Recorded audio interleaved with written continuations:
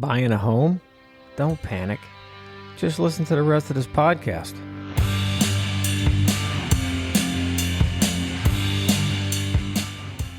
Welcome to Home Inspection Authority Straight Talk Podcast with me, John LaForme. Are you a home buyer, a realtor, or maybe a home inspector? If you are, then this podcast is definitely for you. So let's get right into some straight talk about home inspections. Okay, everybody, I am back. John here from Home Inspection Authority. I want to start off by saying thank you to everybody for the really good, positive comments regarding episode 1 and the launch of my podcast. Very inspiring, and inspiring enough to have me start episode 2. So here we go. So episode 2, I want to discuss drywall, cracks, nail pops, screw pops, wavy walls, sagging ceilings. All this has got to do with drywall or plaster in some cases on the older homes. So I've noticed over the years that a lot of clients get fixated when they see a crack in the ceiling or a crack in the wall. And 95% of the time, it's just cosmetic. But it really gets them worried. I've noticed that. They get really panicked when they see that. So I want to try to put everybody at ease with that and let you know when it's typically a problem and when it's typically not a problem. Drywall has been around since the early 1900s. However, it became really popular around 1940s, 1950s, and now it's commonly used as the go-to material for any wall or ceiling finish. So let me try to explain what drywall is. Drywall is simply 2 paper boards that sandwich gypsum, which is a powdery white sulfate mineral. And that's it. It's not like made out of steel or wood. It's a fragile material. And under stress, it can crack, it can rip. If the wood framing behind the wall starts to twist from drying out, it can cause what's called nail pops or screw pops, where you actually see like the screw or the nail is trying to push itself out towards the living area. So it looks like a blemish. So how much does drywall cost? Drywall is, right now, it's about $12 a sheet for a 1/2 inch, which means it's 8 feet long, 4 feet tall, and a 1/2 inch thick. And then you can get into, a 5/8, which would be the same width and length. However, the 5/8 is typically used in garage applications for fireproofing between the home and between the garage and the home, to keep fire from spreading in the event there was a garage fire. It's also used for attached townhome developments as fire barrier between the units. And it also has some soundproofing characteristics as well. So some developers may double up on that 5/8 drywall in between the buildings. And that way there, you're going to get your fireproofing and a better sound barrier. So did you even know that drywall gets cut with a razor blade? That's how you cut it to size. You simply cut one side of the paper and you snap it, and then you run your blade down the backside, and that's how you cut your drywall. So another example of how fragile the material is. So if you're curious as to, hey, what is this stuff all about? Next time you go to Home Depot or Lowe's, just go to the lumber section and ask somebody to point you in the direction of the drywall or sheetrock, if you want to call it that. And just take a look at it. And I'm sure you're going to see a bunch of pieces of it laying on the floor, because every time somebody picks it up and bangs the corner on the ground, it breaks off. So it's very fragile if you're beating on it, but if it's installed correctly on a nice straight lumber wall or ceiling, and you shouldn't have too many problems with it as long as it's screwed down properly.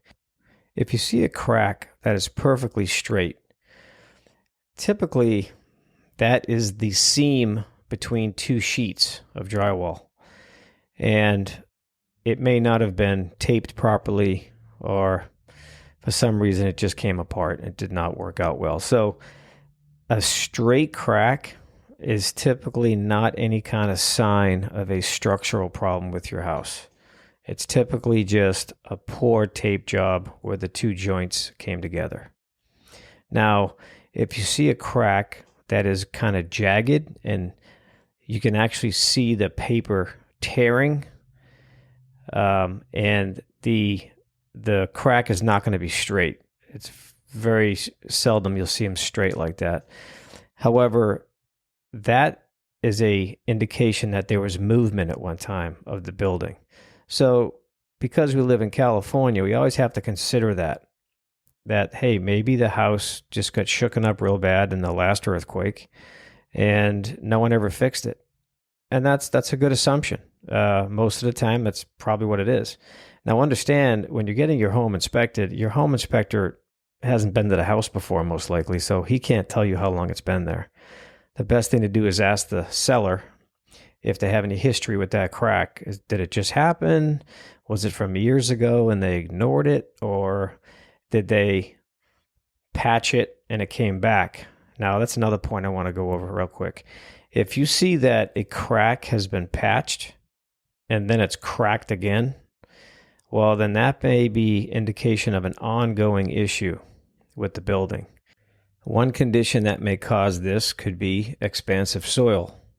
I mentioned this in episode 1, and this is very possible that the property is on expansive soil. So if a crack keeps getting fixed and it keeps reappearing, that's a good indicator that that may be the problem. Another issue, along with the expansive soil, could be drainage issues.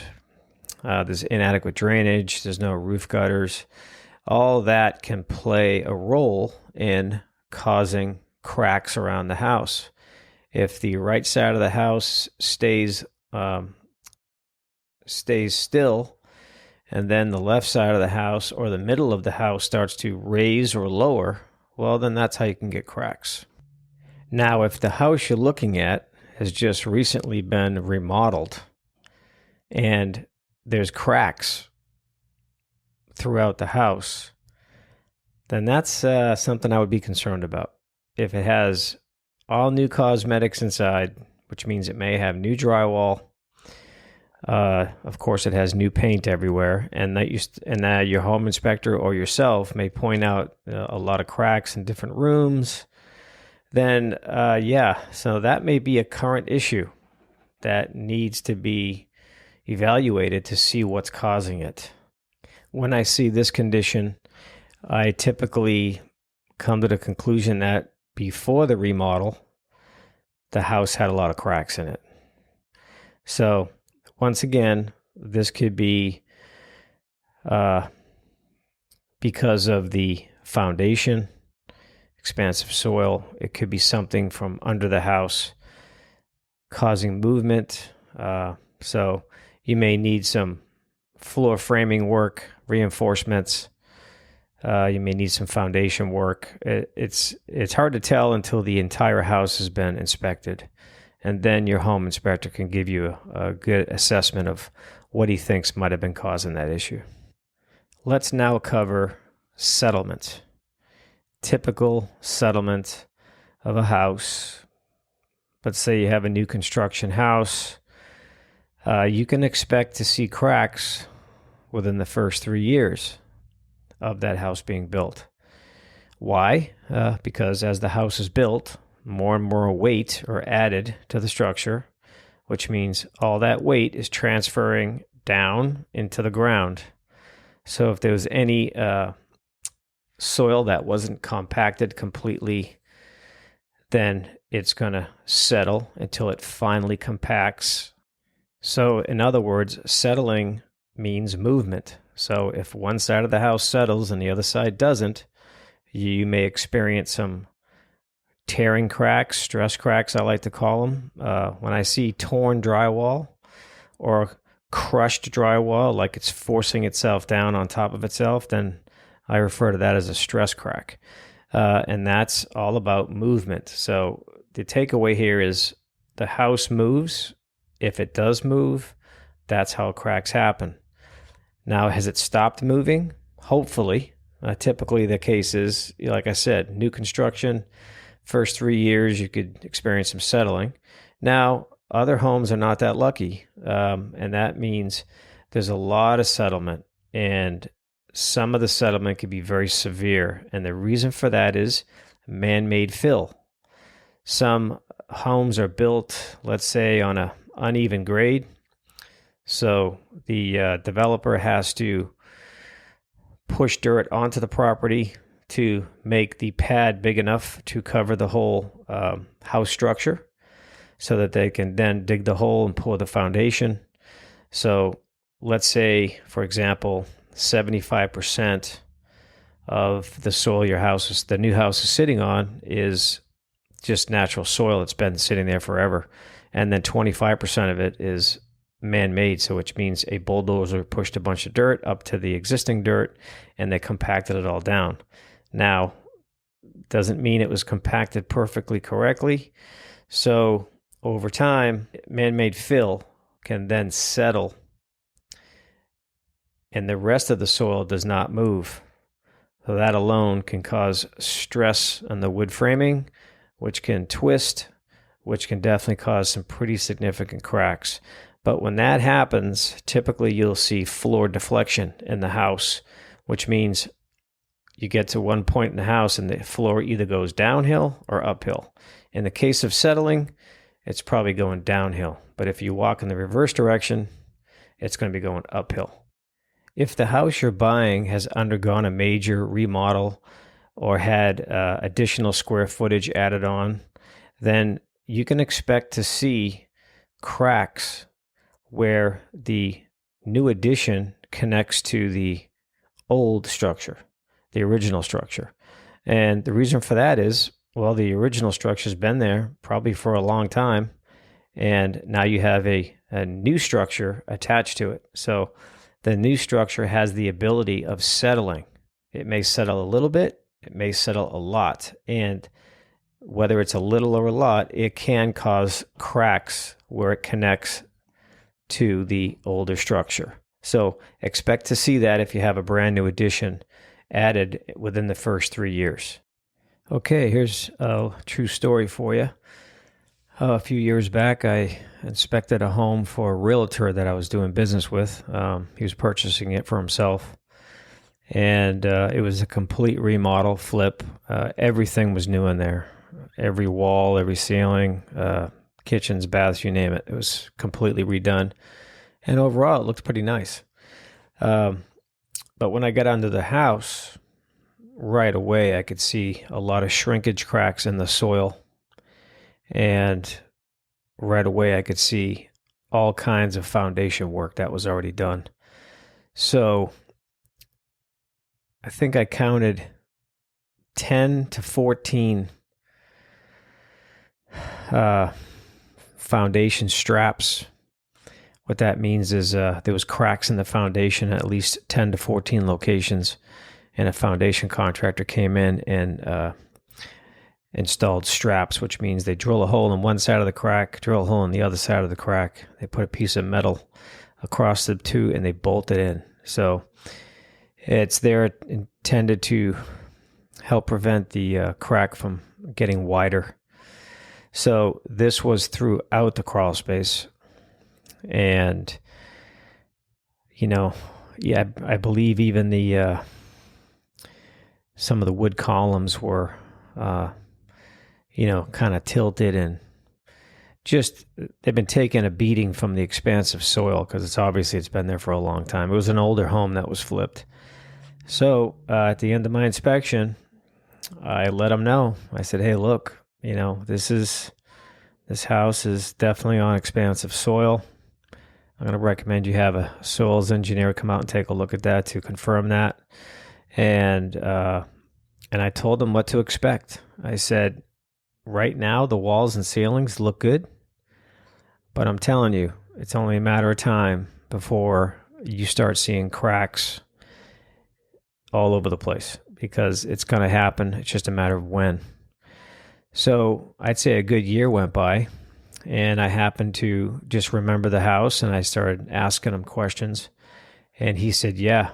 He goes, I have been noticing cracks in the ceilings and the walls. So this means that the house is moving when the soil gets wet. And when it dries, it moves again. So expansion, contraction with the expansive soil can and will cause cracks. Now I want to talk directly to new home inspectors.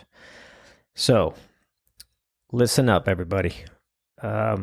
Whether it's going to be your first inspection or your 10th inspection or your 30th or 40th, be careful when you have a pushy client or a pushy realtor trying to get you to explain stuff before you finish your inspection. I do not recommend that you try to identify how a crack arrived on a wall or a ceiling until you have completed your inspection, which means you've evaluated the foundation, you've evaluated the attic, you evaluated the conditions around the house, like, is there drainage around the house? Is there rain gutters on the house? Is there any negative grade around the house, and so forth? You have to have all this knowledge already before you can honestly answer those types of questions. Now, if you start your inspection by doing the interior first, I would definitely not comment on those cracks. I would say, well, ma'am, well, sir, please, let me finish my inspection and I could better answer those questions. That's the smartest thing you can do. Because if you decide to take oh, that's an easy one, that's just a crack, don't worry about it. And then you decide to go into the house and then you see some major issues under there that probably caused the crack, you're going to sound like the fool for saying what you said prior to knowing the condition of the entire house. So do yourselves a favor. I'm giving you good advice. I've been down this road before. I've seen other inspectors put on the spot and just blow it and say stuff they shouldn't have said, and without having all of the information at hand. So make sure you have all the facts before you try to identify the cause of the cracks. Otherwise, you may put your foot in your mouth and sound like a fool. And if you do that, you're going to put doubt in your client's head about anything else you might have told them. So I'm trying to give you really good advice here. Stay away from those situations. Control the inspection and let them know you'll answer the questions when you're done. On occasion, I will find a sagging ceiling in a home that I'm inspecting. And typically it's an early 1900s home. So the ceiling may be still made out of plaster, and that's all very heavy. So what I do when I see that is I want to take a good look in the attic and see what's going on with the framing up in the attic, because back in the early 1900s, the framing members were much smaller than today's building standards. And what happens is those thin joists and supports, they'll split over time. They just split because there's just inadequate support over the years. And I would definitely not walk in that area if you're in the attic. And I would definitely not poke at that ceiling from below. You don't want to make it worse. And the important thing here is that's a safety hazard. If that ceiling was to fail and fall on somebody below, it could really hurt them. So you don't want to overlook a sagging ceiling when you're inspecting a house. You want to take a good look at that stuff. And like I said, it's typically in an early 1900s home. I don't typically see it otherwise. On occasion, if I can recall, I've seen maybe a few homes that had one room with a sagging drywall ceiling. And that turned out it just wasn't screwed properly, and it wasn't nailed properly, and it just started to fail over time. So something else to look for with drywall. Okay, so what causes a wavy wall. Why does my wall look like it has a curve or a bend in it? Well, that could be a few different things. That could be really poor framing, and it could be a condition where the wall that you're looking at is the wall that has all the plumbing vents running through it. And if it's an older home with cast iron, that pipe takes up a lot of space inside the wall. And if the framer's not in good communication with the plumber, and then, the framing's done, and then the plumber does his rough work, and then his pipe is sticking past the wall, and the framer doesn't see it, because if he did see it, he would probably fur out the wall, so it's the pipe is not sticking past the wall. And then, if that gets overlooked, well, then here comes the drywaller. He's not going to try to fix it. He's just going to run his drywall right over it, or his plaster right over it. That's typically what causes a wavy wall. It's just cosmetic. It's just probably going to be an eyesore. You can fix it. It may require pulling off the wall sheathing, the drywall or plaster, and then straightening the wall, and then reapplying the drywall or the plaster. But it's typically not a big issue. It's just a cosmetic issue. Okay, so now I want you to ask yourself, does your current home or apartment have cracks? If so, does it look like your house is falling down? Probably not. So keep that in mind when you're going to buy someone else's house.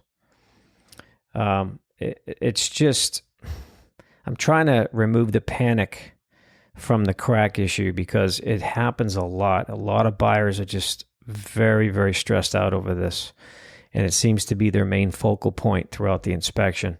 And I think they're going into it with the wrong mindset. So the expectations are just wrong going into the purchase of the house. If you're buying a house, it should be fun and not stressful. So you really want to educate yourself on what it is you're going to buy. Keep in mind, the number one thing that you should always be aware of is, what is the age of your house? Was it built in the early 1900s? Is it 1950s? Is it the 1980s? The age of your house plays a role in what might be wrong with your house. So that's why it's important to know the age. Just a reminder, drywall is only $12 a sheet. So if you have cracked drywall, it's an easy repair. Just get someone who knows what they're doing to install it, and you can just get rid of those cracks that are annoying the hell out of you. So that wraps up episode 2, the drywall crack saga. So thanks for listening, everybody. And full disclosure, I'm now going to do an infomercial about myself and my company. So here we go. Home Inspection Authority offers general home inspections, obviously. Also covers sewer camera inspections, swimming pool inspections, indoor air quality testing, and mold inspections and testing. So if you need any of those, give us a call, 800-950-8184. You can also visit my website, which has a lot of helpful information regarding my services. And you can also schedule online on the website. Also, I want to point out, if you enjoy comedy, you might want to check out my YouTube channel, because there's some funny stuff on there regarding what I find at work on a daily basis. So check it out. You'll also find some informational videos, home maintenance videos, and for the home inspectors listening, there's some good tool videos that I recommend using and so forth. And I recently started a TikTok, which I'm still trying to learn how to do, so bear with me on that. And my TikTok address is Authority Inspector, and my Instagram is also Authority Inspector. You can also find me on Facebook, Home Inspection Authority. And I hope you found today's episode helpful and informative, and I hope it answered a lot of your questions you had about drywall issues.